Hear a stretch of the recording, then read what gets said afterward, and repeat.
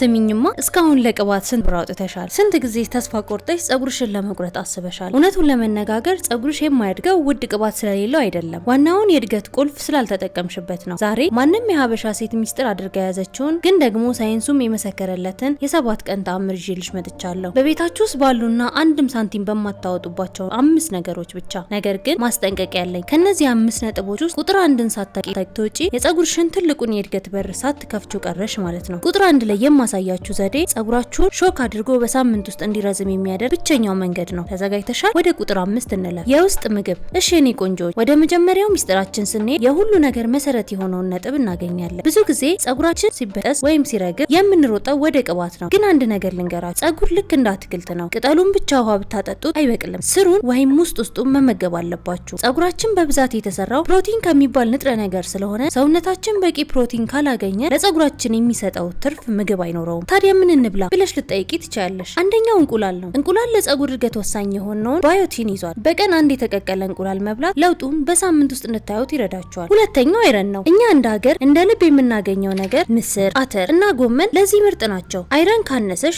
ጸጉርሽ ይረግፋል፣ ይሳሳል። ሶስተኛውና ዋናው ደግሞ ውሃ ነው። በቀን ቢያንስ 2 ሊትር ውሃ መጠጣት አለባችሁ። ውሃ ስትጠጪ ጸጉርሽ እንደረጠበ መሬት ለምለም ይሆናል። ውሃ ቃጣሽ ግን እንደደረቀ ሳር ድርቅ ብሎ ይቆራረጣል። አንድ ቀን ብቻ ተበልቶ የሚታው አይደለም። በየቀኑ በምግብ ፕሮግራማችሁ ውስጥ ማካተት አለባችሁ። በተለይ ጠዋት ቁርስ ላይ ፕሮቲን መመገብ ለጸጉራችሁ ቀኑን ሙሉ ጉልበት ይሰጠዋል። አንድ ነገር አደራችሁ፣ ምግብ አትዝለሉ። በተለይ ቁርስ አለመብላት ለጸጉር እድገት ትልቅ ጠላት ነው። ደግሞ ቅባት ብቻ እየተቀቡ ውሃ ለመጠጣት ትልቅ ስህተት ነው። ቅባቱ ከውጪ ነው፣ ውሃው ግን ከውስጥ ነው እርጥበትን የሚሰጠው። እስኪ እውነቱን ንገሩኝ፣ በቀን ስንት ብርጭቆ ውሃ ትጠጣላችሁ? 2፣ 3 ወይስ ጨርሶ ትረሱታላችሁ? ኮሜንት ላይ ጻፉልኝ፣ እያነበብ አርማችኋለሁ። ይህን መረጃ ከወደዳችሁት ደግሞ አሁኑኑ ላይክ የሚለውን ቁልፍ ተጫኑ። ለኔ ትልቅ ብርታት ነው። ይህ ገና ቁጥር 5 ነው። ወደ ቁጥር 1 ስንሄድ ደግሞ ጭንቅላታችሁን ሾክ የሚያደርግ ዘዴ አሳያችኋለሁ። አሁን ግን ወደ ቁጥር 4 እንለፍ። የሙቀት ቁጥጥር። እሺ የኔ ወዶች፣ ይህ እርምጃ ምናልባትም ዛሬውኑ ካላቆማችሁ ጸጉራችሁን በገዛ እጃችሁ እየገደላችሁት እንደሆነ የምትረዱበት ነው። ይህ እርምጃ ጸጉራችንን በምንታጠብበት ጊዜ የምንጠቀመው የውሃ ሙቀት መጠን ነው። ብዙዎቻችን ብርዱን ፈርተን ወይም ሰውነታችን ደስ ስለሚለው በፈላ ውሃ እንታጠባለን። ይህ ግን ለጸጉር እድገት ትልቁ ጠላት ነው። ሁል ጊዜ ጸጉራችሁን በምትታጠቡበት ጊዜ ውሃው ለብ ያለ መሆን አለበት። ለምን መሰላችሁ? ሞቅ ያለ ውሃ የጸጉራችሁን ቀዳዳዎች ይከፍታል። ይህ ደግሞ ቆሻሻው በደንብ እንዲወጣ ይረዳል። ነገር ግን ሻምፑና ኮንዲሽነሩን ታጥባችሁ ስትጨርሱ በመጨረሻው ዙር በቀዝቃዛ ውሃ አለቅልቁት። ይህ ቀዝቃዛ ውሃ የጸጉራችሁን ቀዳዳዎች መልሶ ስለሚዘጋቸው ጸጉራችሁ እርጥበት እንዳያጣና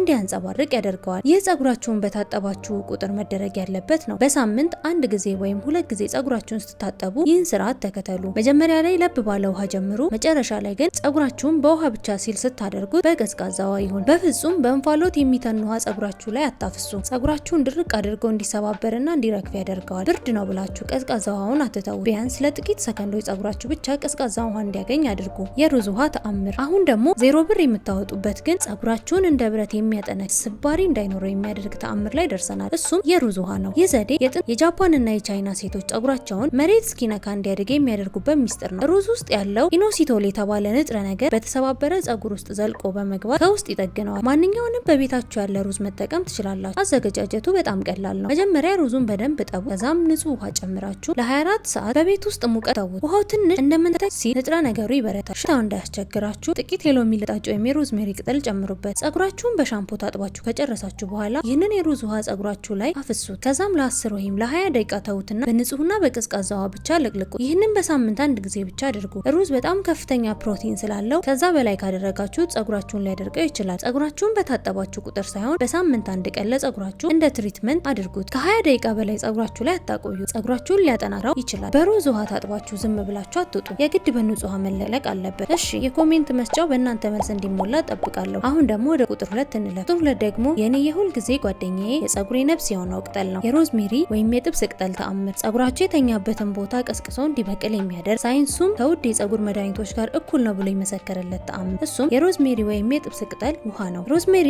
ለጥብስ ብቻ እንዳይመስላችሁ። ይህ ቅጠል የራስ ቅላችን ላይ ያለውን የደም ዝውውር በከፍተኛ ሁኔታ በመጨመር ጸጉር እንዲበቅልና የነበረው ደግሞ እንዳይረግፍ ያደርጋል። በተለይ ግንባራችሁ አካባቢ ለሸሸ ወይም ለሳሳ ጸጉር ፍቱን መድኃኒት ነው። ትኩስ የሆነ የሮዝሜሪ ቅጠል ብታገኙ ይመረጣል። አዘገጃጀቱ እንዲህ ነው። ውሃ አፍሉና የሮዝሜሪ ቅጠሉን ጨምሩበት። ለ15 ደቂቃ ያህል በዝቅተኛ እሳት አንተክትኩት። ውሃው ቀለሙ ወደ ቀይ ወይም ጥቁር ሲቀየር ሲቀዘቅዝ አጥልላችሁ በንጹህ ውሃ ስፕሬይ ጠርሙስ ውስጥ አድርጉት። ይህን ውሃ በየቀኑ ወይም በየ2 ቀኑ ጸጉራችሁ ስር ላይ ስፕሬይ አድርጉ። አድርጉት። ከዛም በጣታችሁ ለጥቂት ደቂቃዎች ቀስ አድርጋችሁ ማሳጅ አድርጉት። መታጠብ አያስፈልገውም። ሽታው በጣም ደስ የሚል ስለሆነ እንደ ጸጉር ሽታ ያገለግላል። ለፈጣን ለውጥ በየቀኑ ብትጠቀሙት ይመረጣል። ቢያንስ ግን በሳምንት 3 ወይም 4 ጊዜ ተጠቀሙት። በማንኛውም ሰዓት መጠቀም ይቻላል። በተለይ ግን ማታ ከመተኛታችሁ በፊት ብትጠቀሙትና ማሳጅ አድርጋችሁ ብትተኙ ደግሞ ደም ዝውውሩን ስለሚያነቃቃው ውጤቱ ፈጣን ይሆናል። በፍጹም የፈላ ውሃውን ጸጉራችሁ ላይ አታፍሱ። የግድ መቀዝቀዝ አለበት። ይህ ውሃ ተፈጥሯዊ ስለሆነ ፍሪጅ ውስጥ ካልተቀመጠ ከሳምንት በላይ አይቆይም። ስለዚህ በየሳምንቱ አዲስ አዘጋጁ።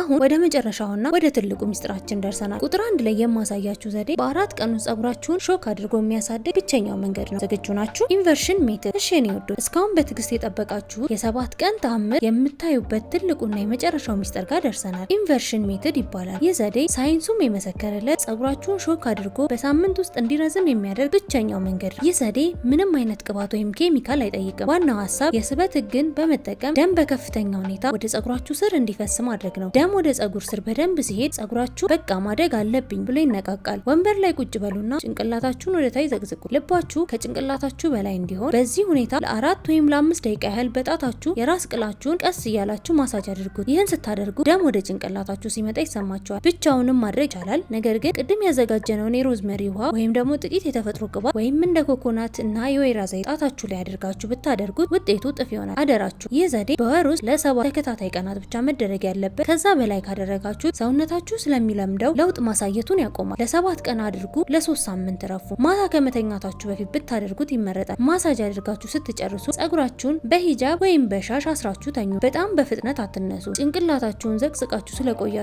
ሊያዞራችሁ ይችላል። ቀስ ብላችሁ ተነሱ። ጤናችሁ ካልተስተካከለ ለምሳሌ የደም ግፊት ወይም ነፍሰ ጡር ሴት ወይም ህመም ካለባችሁ ይህንን ዘዴ ባታደርጉት ይመረጣል። እሺ የኔ ቆንጆች፣ የዛሬው ትልቁ ሚስጥሬ ብዙ ሰው የማይነግራችሁ ግን እኔ በየቀኑ የምጠቀማቸውን 3 አጫጭር ቦነስ ቲፕ ልመርቃችሁ። የትራስ ጨርቅ ሚስጥር። በጥጥ ትራስ ጨርቅ አትተኙ።